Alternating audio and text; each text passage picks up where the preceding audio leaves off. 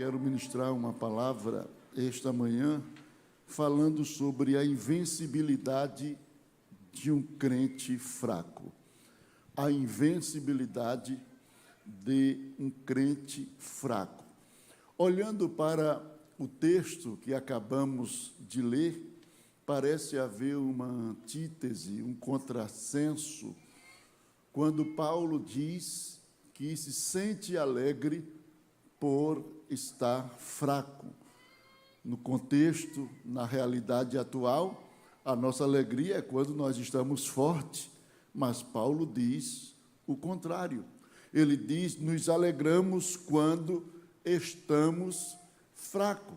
Esta declaração do apóstolo Paulo abre para nós a possibilidade de analisar a palavra fraco em diferentes contextos. A palavra fraco, genericamente, vem do verbo grego asthenes, ou de um substantivo asteneia, e ambas significam ausência de força, indicando incapacidade de produzir resultados.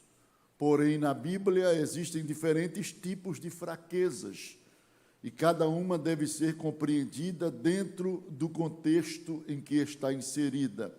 Por exemplo, a Bíblia fala de fraqueza física.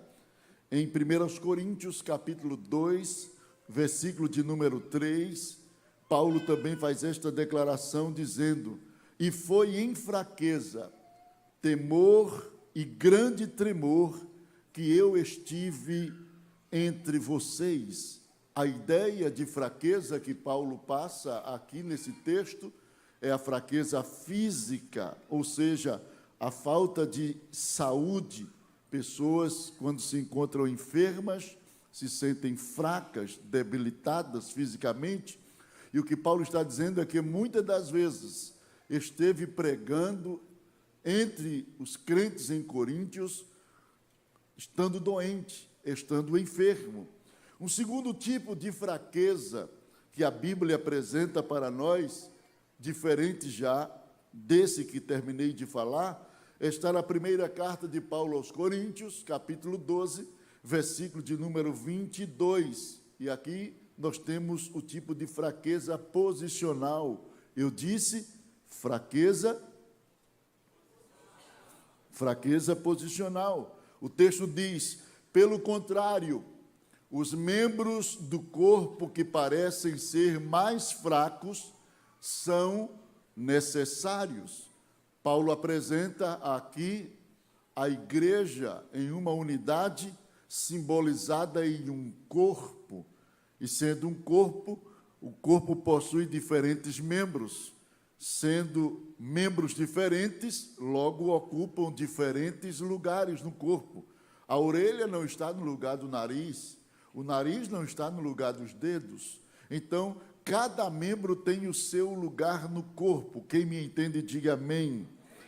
E interessante é que, se cada um tem o seu lugar no corpo, logo ninguém pode ocupar o mesmo lugar. Uns estão em uma posição mais elevada, de maior destaque, e o outro está em posições mais baixas.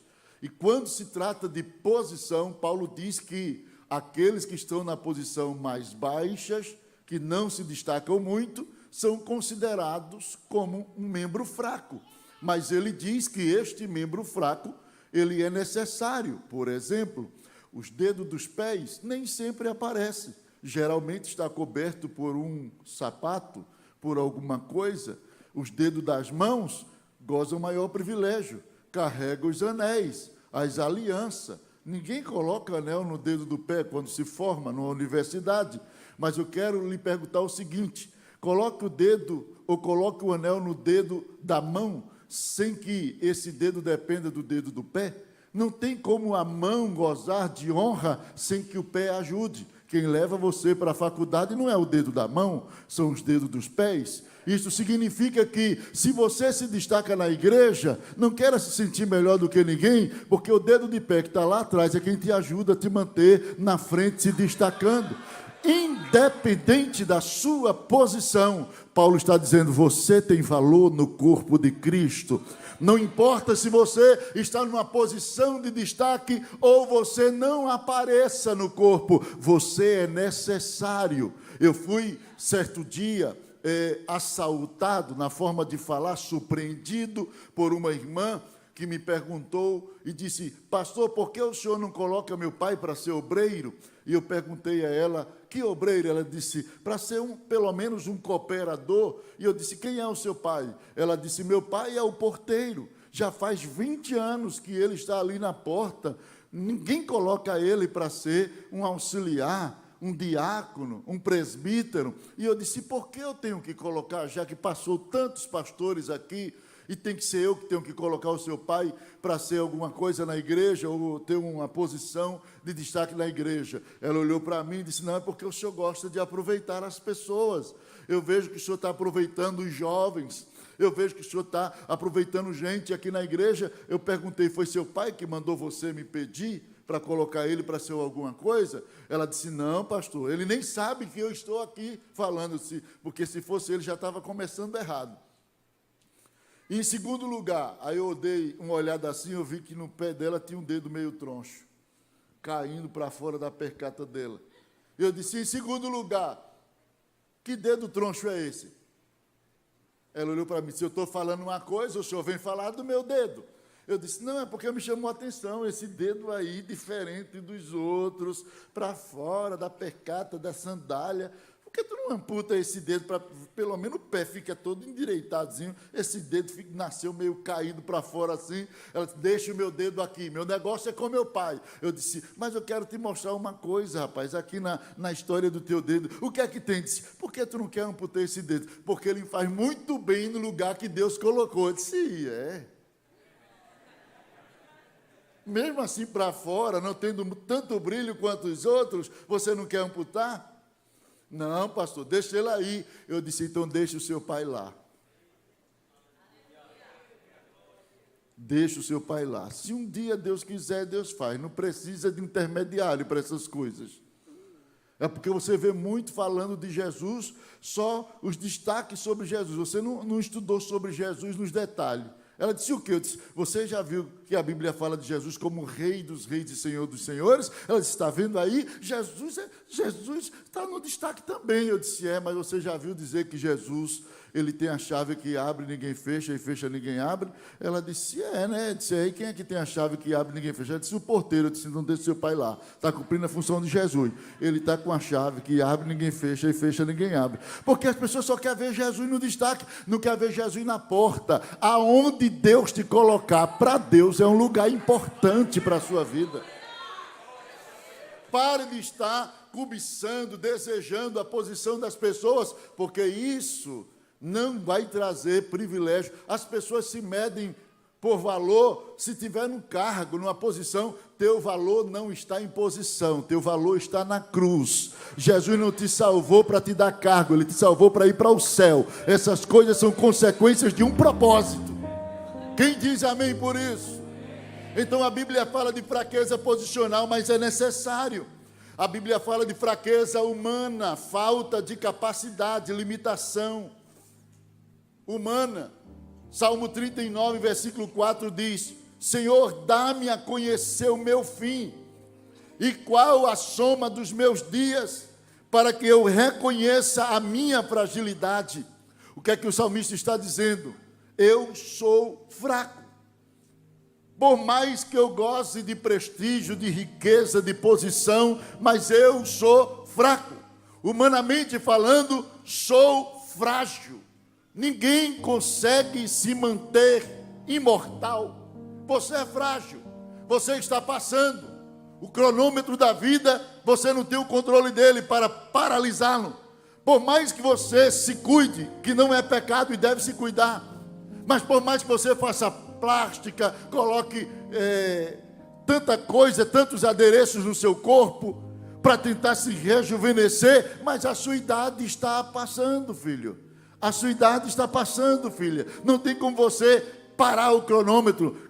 Quer se organizar? Se organize, não é pecado. Ninguém tem que casar com mal assombro. Agora, fique sabendo de uma coisa, que nada disso vai paralisar a sua idade, porque você é frágil, e você precisa descobrir isso o mais rápido possível. Pelo menos os 3 princípios que envolvem a fragilidade da vida. Em Hebreus capítulo 9, versículo 27, a Bíblia diz que o homem está ordenado morrer. Você não tem opção, vai ter que morrer. Se gostar, vai ter que morrer. Se não quiser, vai ter que morrer. Se fizer força para não morrer, vai morrer. Porque não está opcionado, está ordenado. Está ordenado morrer uma só vez. O que é que a Bíblia está dizendo? Que a vida é única. Você só tem neste corpo uma vida. Você não é gato para ter 7 vidas, segundo a mitologia. Você só tem uma vida. 2, além da vida ser única, a vida tem prazo. Eclesiastes 3:2, tempo de nascer, tempo de morrer. Tem um prazo. Está cronometrada. 3, o prazo é curto. Salmo 90, versículo 10. A vida do homem consiste até 70 anos.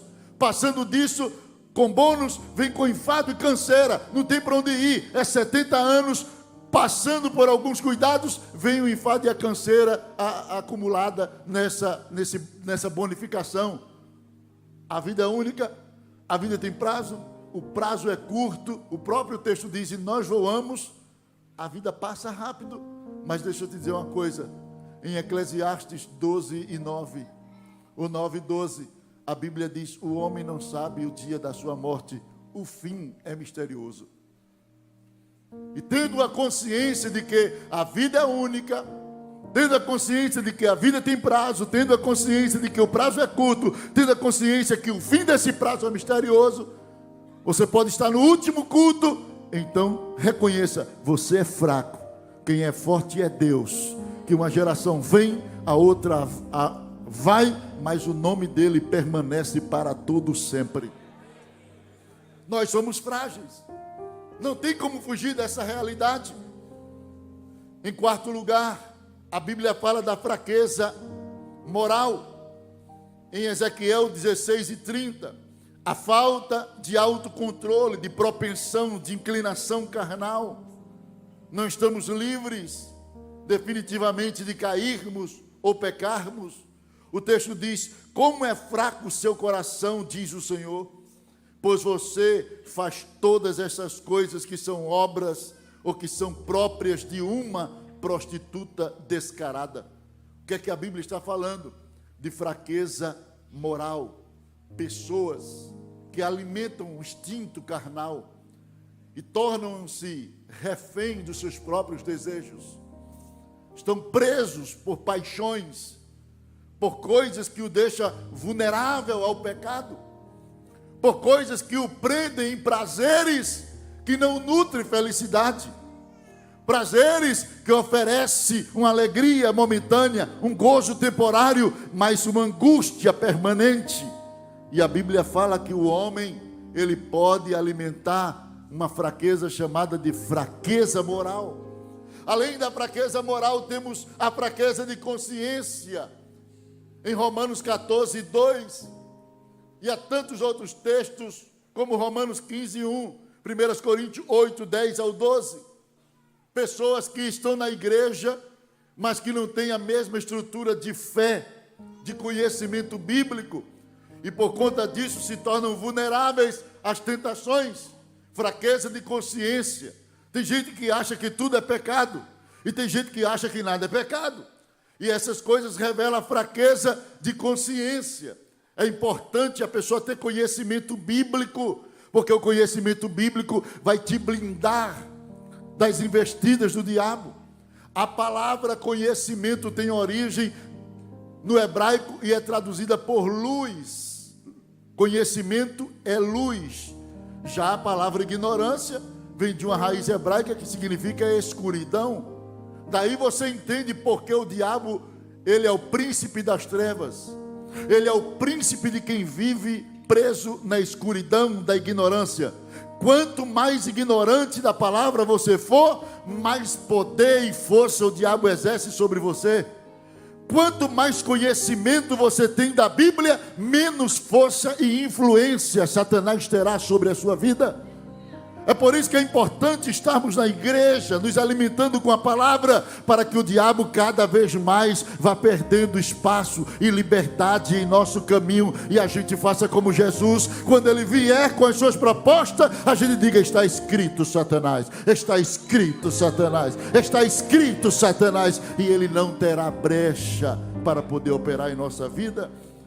O último tipo de fraqueza é fraqueza espiritual, falta de poder espiritual. A Bíblia fala disso em Marcos, capítulo de número 9, versículo 16 e 18. Um homem levou um filho com espírito maligno até Jesus, mas Jesus estava no Monte da Transfiguração. Quando Jesus desceu, aquele homem foi lá criticar os discípulos e disse: eu te trouxe meu filho possesso de demônio, mas os teus discípulos não puderam expulsar. Falta de poder espiritual, falta de força espiritual, falta de autoridade espiritual. E tem gente na igreja assim, tem gente que não tem força de expulsar os demônios de outras pessoas. Eles ficam terceirizando: chama fulano, chama Beltrano, chama Cicrano. E você não é crente não? E você não tem o Espírito Santo não? Pare de terceirizar. Busque o poder de Deus para a sua vida.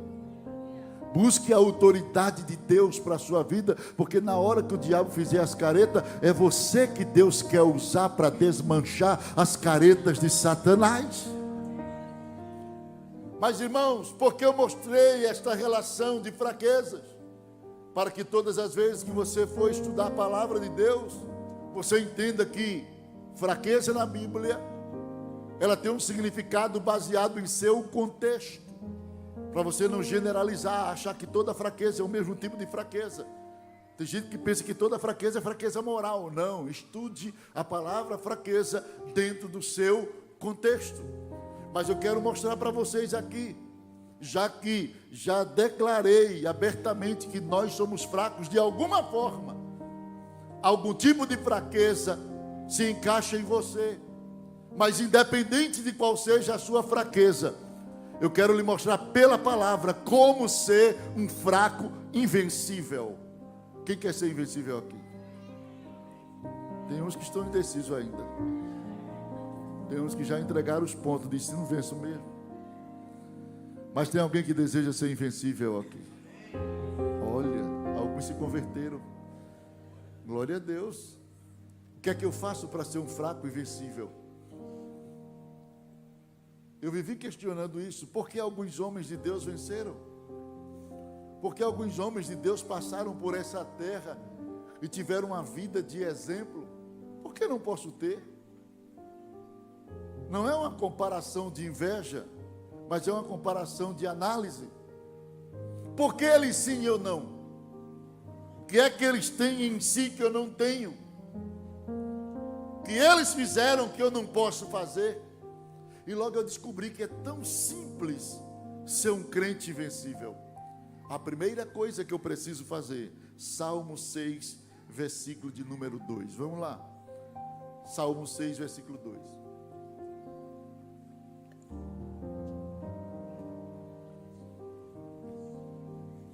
Só quem encontrou, diga amém. Salmo 6 e 2 e Salmo 38, versículo 8. São duas orações. A primeira ele diz: tem misericórdia de mim, Senhor. Porque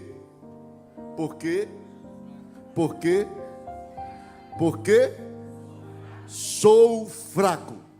Sara-me, Senhor, porque os meus ossos estão perturbados. Ossos, estrutura do corpo. Minha estrutura está abalada, eu sou fraco. Segunda oração, Salmo 38, 8. Estou fraco e muito quebrantado. Tenho rugido por causa do desassossego do meu coração. Perceba que o salmista ele faz duas declarações: sou e estou. Sou fala da natureza, eu sou fraco. Estou fala da circunstância, da situação que ele se encontra. Mas nas duas declarações, ele está atendendo algo extraordinário. Na presença de Deus, ele está orando. O que é que a Bíblia está me dizendo? Se você quiser ser um fraco, invencível, admita diante de Deus que você é fraco. Enquanto você não faz admissão de sua fraqueza diante de Deus, enquanto você quer mostrar para Deus que é, que tem, que pode, você vai descobrir que não é, que não tem, que não pode.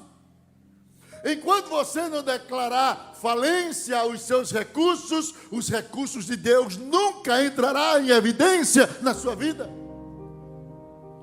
Deus não trabalha ao nosso favor enquanto a gente mostra que pode fazer alguma coisa. Diante do mar vermelho, o que foi que Moisés disse? Aquietai-vos e vede o livramento. Se você ficar quieto, é Deus quem vai agir. O Senhor pelejará por vós. No Salmo 46, o salmista diz: aquietai-vos e sabei que eu sou Deus. Enquanto você não fica quieto, Deus não mostra quem Ele é. Enquanto você não fica quieto, Deus não faz o que Ele pode fazer sobre você. O problema é que tem pessoas que estão carregadas de coisas e quer resolver sabendo que não pode. Não é melhor chegar diante de Deus e dizer: Senhor, eu sou fraco. Senhor, eu estou fraco. Eu não tenho condição. Quando você fizer isso, então a providência vai descer. O agir de Deus descerá sobre a sua vida. Tem muita gente que não prova as bênçãos de Deus porque ainda fica querendo mostrar que é alguma coisa, insistindo. E na realidade a tua bênção está em declarar diante de Deus que você é fraco. Admitir. Quando você admite isso, você vai ter acesso a algumas bênçãos. Primeira bênção, você vai descobrir que está na relação de preferência de Deus. A Bíblia diz que Deus escolheu as coisas fracas para confundir as fortes. Deus não escolhe os fortes para confundir os fracos. É o contrário. Quando você diz: eu sou fraco, Deus vai dizer: é com você que eu estou contando. É você mesmo. Você chegou no ponto. É aí mesmo. É nessa situação que chegou a hora de eu mostrar que eu sou o que te escolho. Não é pelos teus recursos, não é pela tua capacidade, é pelo que tu és. Tu é fraco, eu sou forte. Então vem, ó, põe a mão aqui no meu ombro. Eu vou te ajudar a chegar aonde eu quero que tu chegue.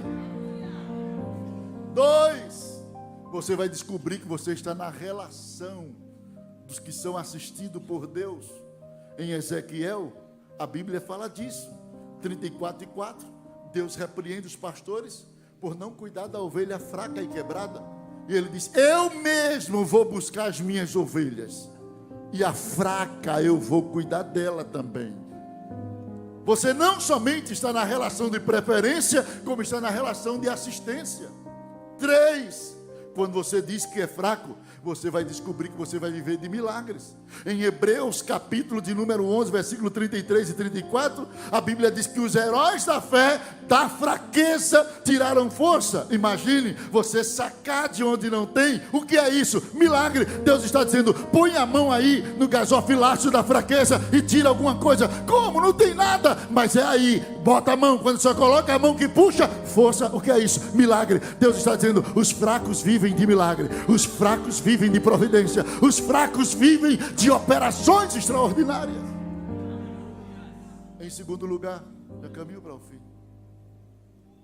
O que eu devo fazer para ser um fraco invencível? Esconder do diabo que eu sou fraco. Diante de Deus não tem nenhum problema você abrir o seu coração. Mas diante dos seus inimigos e das circunstâncias, nunca mostre que você é fraco.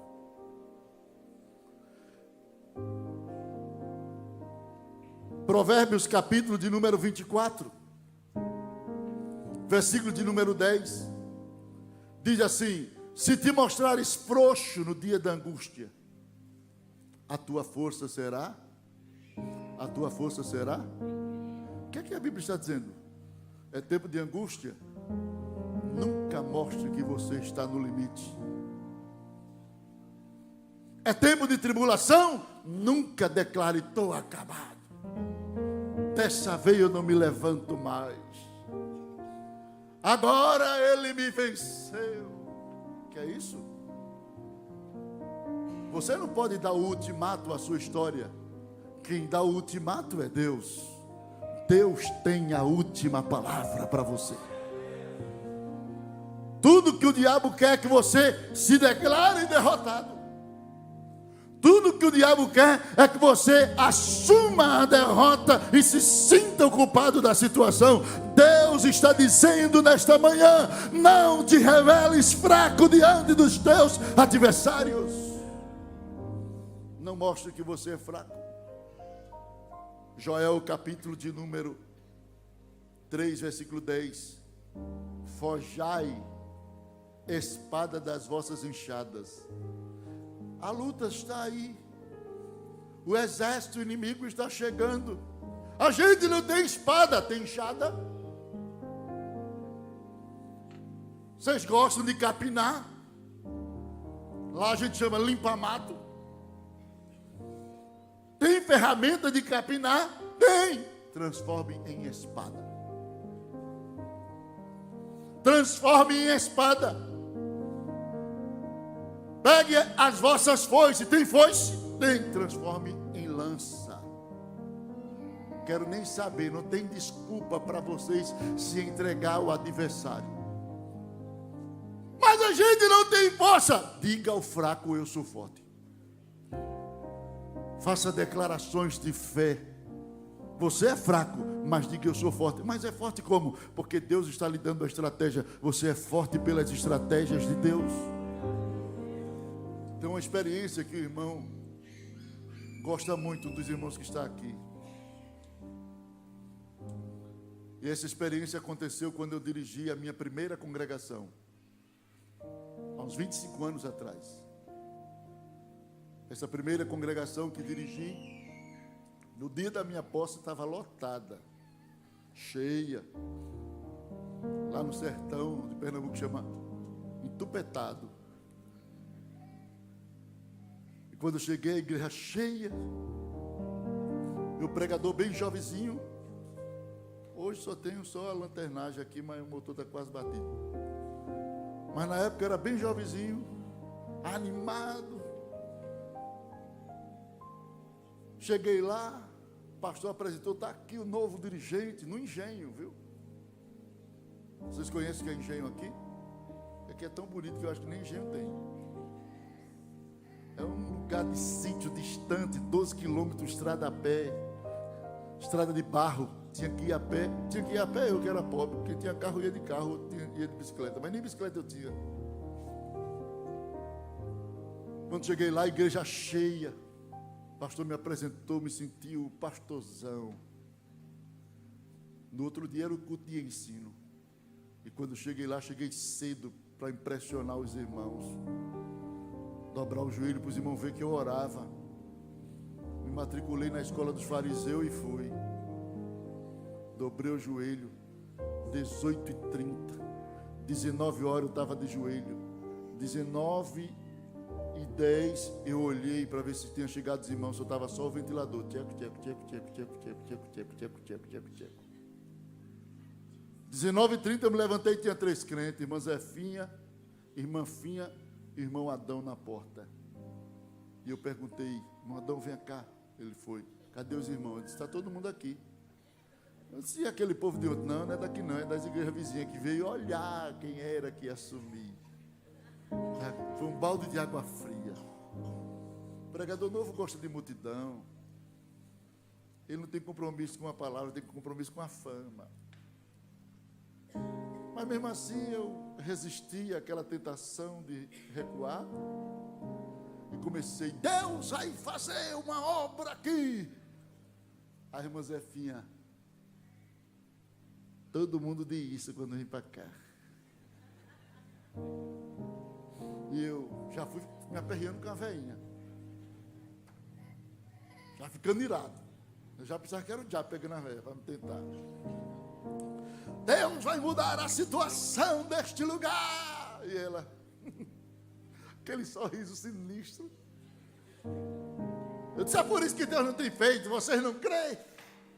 E larguei, ó.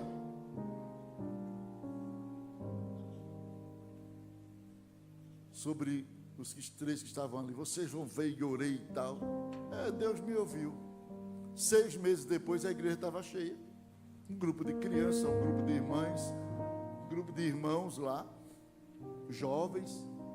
E eu estava me sentindo a tampa de cruz. Tampa de cruz para a gente ler, porque a cruz tinha tampa bem resistente, topado. E eu me sentindo importante, porque todo domingo eu levava a notícia para o pastor, se converteram 5, se converteram 10, se converteram 3, se converteram... Só que outro dia, quando eu cheguei lá, não tinha ninguém, só estavam os 3 irmãos, umas 2 crianças, e eu perguntei, cadê os irmãos? Caiu tudinho. Eu disse ao irmão Adão, como é que caiu tudinho de uma vez? Disse, não, é porque eles fizeram a viagem para a praia, e uns se prostituíram, outros tomaram cachaça, estão tudo com vergonha, não querem ser mais crente. Eu deixei um irmão lá e saí de casa em casa, visitando aqueles irmãos, lugares distantes, sítio, 2 quilômetros de um para o outro. Cheguei em casa quase 2 da manhã, revoltado com Deus, com o diabo e com todo mundo. Como é que cai todo mundo? E eu chegava e os irmãos, agora não, irmão, não posso voltar agora não. E eu com vergonha de dizer ao pastor que caiu todo mundo. Quando eu pensei de dizer ao pastor, o pastor já veio me consolar. O senhor é muito novo, o senhor vai aprender muita coisa. A obra é assim. Eu fiquei dentro de mim revoltado. Não com o pastor, com a situação. Eu comecei a alimentar um pensamento. Eu não tenho chamada de Deus, não. Esse negócio não é de Deus, não. Como é que numa tacada só, numa paulada só, o diabo derruba tudinho? Aqueles irmãos que não gostam de mim vai ficar como uma torcida organizada, jubilando. Ia sabendo. Eu fiquei naquela situação. E quando eu pensei em desistir, chegou um irmão lá na barbearia onde eu cortava cabelo na época. E esse irmão nunca me viu triste, perturbado. Não é que eu nunca fiquei triste, na presença dele ele nunca me viu. Essa foi a primeira vez. E ele chegou e disse assim, irmão Elmi, ontem o culto no sítio tal foi uma bênção. Amém. Sabe aquele negócio que você não quer nada, nem com Jesus? Tem dia que você parece que não é crente? Eu estava nesse dia. Amém. O senhor não sabe de nada. Eu disse, mesmo não estava lá. É que Deus falou comigo. E foi. Amém. Mas Deus falou comigo e me deu um versículo para eu trazer para o senhor. Disse, para mim? Sim, para o senhor fazer um hino para mim, que eu vou gravar, o senhor sabe. E eu preciso de um hino, e o senhor vai fazer para mim. Aí ele me deu um papel, com o versículo escrito. Quando ele me deu o papel, eu estava tão revoltado, que eu disse, se Deus quisesse que eu fizesse o hino para tu, ele dava o versículo a mim. Peguei o papel assim, eu amassei, e joguei na lata do lixo. Aí ele veio até mim, botou o dedão assim, e disse assim, foi Deus que mandou. Quando ele disse isso, meu coração tremeu, literalmente, deu um abalo. E eu deixei ele sair para ver o que é que tinha no papel, para ele não descobrir que eu já estava rendido. Aí quando ele saiu, eu fui no lixo, peguei o papel. Quando eu olhei, Joel 3:10, diga ao fraco, eu sou forte. E acredite que na hora que eu comecei a ler, desceu uma mensagem do céu na minha mente. Eu comecei a compor o hino. A batalha é ainda, mas eu tenho que avançar. A peleja é tão grande e eu não posso parar. Minhas forças se acabam, parece que chegou o fim. Me senti um pouco cansado. O comandante do meu lado começou a dizer assim: diga ao fraco, eu sou forte. Jeová Sabaote pelejará por mim. O Senhor dos exércitos, Ele é Deus forte. Nem mesmo a morte determina o meu fim. Eu estava cantando, recantando para memorizar. Chegou um irmão da igreja, um irmão muito tímido. E aquele irmão chegou, entrou no salão e disse: que hino é esse, irmão Almir? Eu disse: é o hino que Deus está me dando aqui. Ele disse: o senhor já fez a segunda estrofe? Eu disse: não, estou tentando memorizar a primeira. Ele disse: Deus me colocou no mistério do hino. E eu disse: que mistério de hino, Uzias? Deus colocou tu no mistério de hino. Que mistério de hino? Eu fiquei sem entender. Aí ele disse assim: o senhor não fez a segunda estrofe? Fez? Eu disse: não. Eu disse: Deus me colocou no mistério. Escreva porque eu vou cantar. Eu disse: tu não sabe nem a música, como é que tu vai cantar? Ele disse: escreve, homem. Eu disse, peguei a caneta, o papel, disse: então canta, que eu quero ver, canta. Aí ele apontou o dedo para mim e disse: não pense em parar, filho meu, estou contigo. Siga nesta caminhada, eu sou Deus, sou teu amigo. Lembra que das outras vezes do calabouço te tirei. Dai ouvido à minha voz, sou poderoso na guerra e por ti pelejarei. Diga ao fraco, eu sou forte, Jeová Sabaote pelejará por mim. O Senhor dos exércitos, Ele é Deus forte, nem mesmo a morte determina o meu fim. Fica em pé. Diga ao fraco, eu sou forte, Jeová Sabaote pelejará por mim. O Senhor dos exércitos, Ele é Deus forte, nem mesmo a morte determina o meu fim. Eu voltei para a congregação, não me rendi.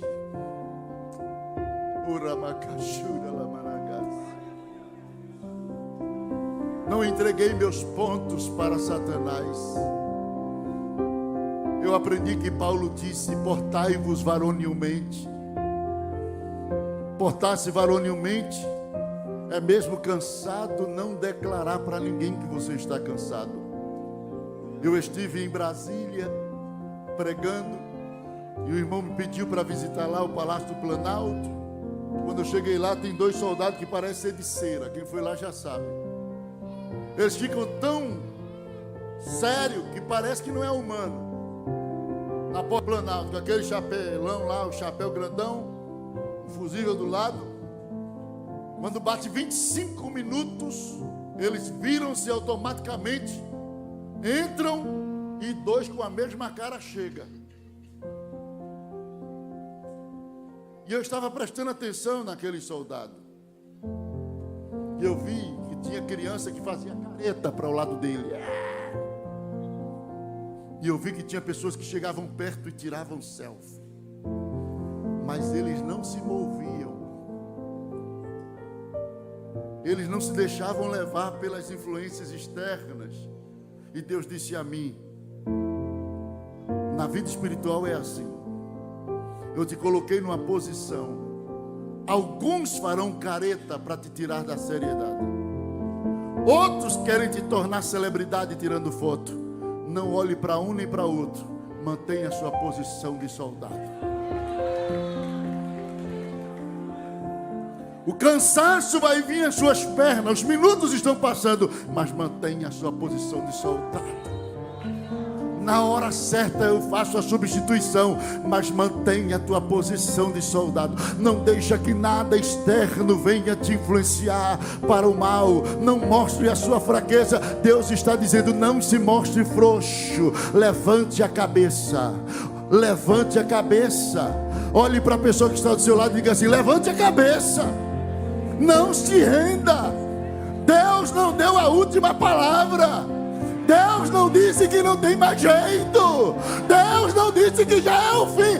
Para de ouvir a voz da adversidade, a voz de Satanás. Ouve a voz de Deus que te diz nesta manhã: eu sou Deus Todo-Poderoso e pelejarei por você. Pastor Pedro para estar orando. Aleluia. quem sente a presença dele aqui nesta manhã.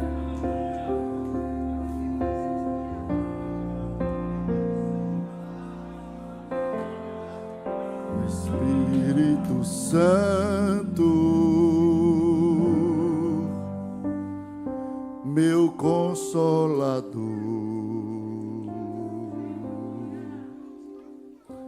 Espírito Santo,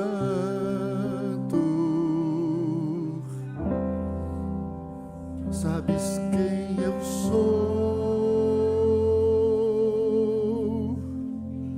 e mesmo assim se importas comigo, e mesmo assim moras em mim. Cante. Tu és santo, tu és santo, que outra palavra se faz necessária para te descrever. Tu és santo. A Bíblia diz que é Ele que nos ajuda nas nossas fraquezas, intercedendo por nós com gemidos inexprimíveis. Você não tem o direito de se render. Você tem auxílio do céu nesta manhã. Você não pode entregar os pontos, não pode chutar o pau da barraca. Você não pode desistir desta casa. Você não pode desistir dessa família. Você não pode desistir desse filho. Você não pode desistir dessa filha. Deus está te dizendo nesta manhã: eu tenho autoridade para mudar esta situação.